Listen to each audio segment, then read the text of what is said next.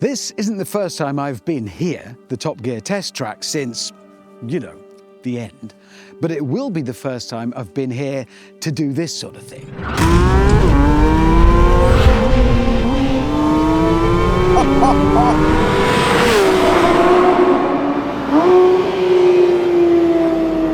When the chance came up to go for a meaningful drive on the old Top Gear test track, there really was only one car I wanted to do it in. This one, the latest version of the 992 GT3. I mean, hello, look at it.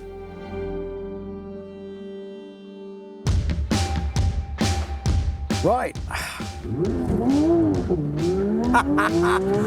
This isn't just a trip down memory lane, it is a blast down memory lane. Wait a minute, I can't remember the way. Oh, it's in there. Is it? Yeah, it went round here. And then, oh, hang on, yeah, I remember this. We started from just round here. Yes, here. This is where we started from. Interestingly, we never did a rolling start to a timed lap on the Top Gear test track. Bit of trivia for you there. Not that a standing start would be a problem for the 992.2 GT3. 510 brake horsepower from a boxer engine, naturally aspirated. Means 0 to 62 in 3.4 seconds. Oh, it revs to 9,000 RPM. And that was a Link. I still got it. I was just thinking, double clutch PDK gearboxes like this one didn't even exist when we set this up 23 years back. 23 years ago, that's a lifetime. The idea behind it was to get more meaningful comparison times between cars. Because the track would always be the same. Well, if the driver was the same, only the car varied. Hence the Stig was born. So there was some science in it. Well, little bit of science. I mean, not a lot. Ye gods, this thing actually feels alive. That's emotional, genuinely. I remember early days in the Top Gear office talking about the track. Lotus Cars helped us design it. It's a real credible test track. It wasn't a TV gimmick. And yet somehow, with the celebrities driving on it, the Stig, us driving on it, I may have overcooked that a bit. the track itself became another character in the TV show. I'm loving this car, by the way. As I am at what technically used to be my office, I probably should get back to work, which means getting back to talking about the car. Although how I ever said, I'm off to work now, folks, when I left to come here and do this, I do not know.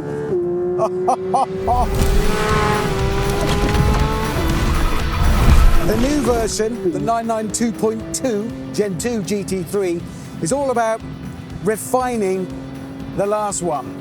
The whole design, everything has just been sharpened a little bit, visually and mechanically. There are still two versions. The Touring is a bit more road focused, loses the rear spoiler on this, the GT3. Or you could go the other way entirely and buy the GT3, this one, add the Visash package for 19 grand, and you get carbon fiber roof, bonnet, anti-roll bars, magnesium wheels, cheese brakes.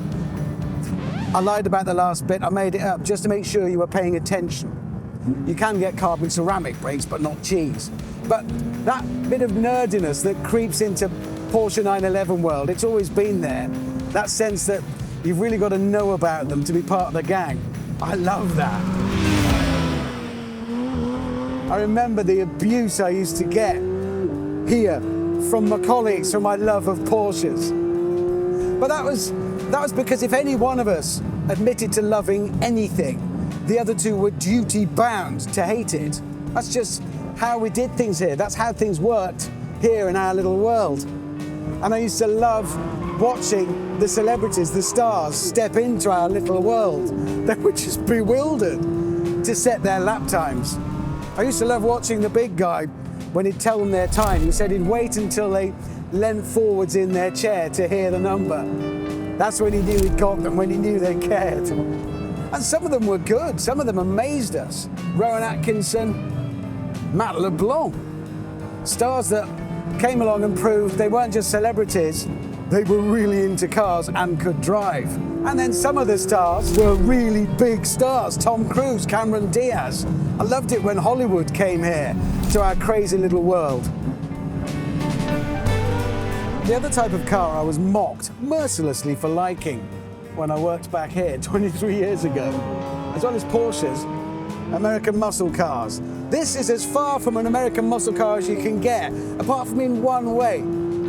There's a real sense that everything about the car and you are here to serve the engine, to pay homage to it. And in this instance, it is a masterpiece. Titanium conrods, forged pistons, plasma-coated cylinder bores. It's as much a jewellery box as it is an engine. Listen to it. While the world is setting about changing, and change it must, Porsche are somehow making an absolutely vivid, breathtaking, wonderful, visceral celebration of the marvel that is the internal combustion engine.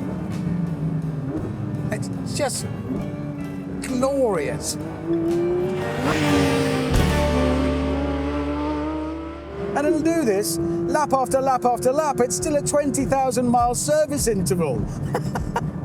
Your diesel truck is serviced more often than this. And this is a proper, finely tuned, thoroughbred race engine. Follow through, so-called, because if you took it flat, which you're supposed to, there was always a danger you might follow through. That was Gambon Corner, so named after the late Sir Michael Gambon. Absolutely legendary guest, brilliant actor, not a particularly good star in a reasonably priced car. He nearly went off there, the car nearly rolled. I remember watching it and we all just saw an avalanche, a tsunami of paperwork approaching. So we did the decent thing and named the corner after him. I couldn't have picked a better car for this first fast revisit to the old track. It's every bit as vivid and wonderful as GT3s were back in the day. No, actually, I'd say it's more. Everything else is becoming dulled and numbed. This is sharper, edgier, more raw, more exciting.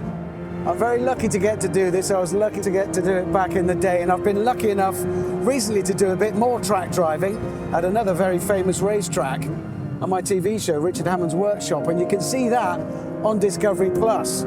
There's a link in description. Hope you enjoy it. I'm not stopping this. I've got 20,000 miles until the next service. I'll be here. I'll always be here.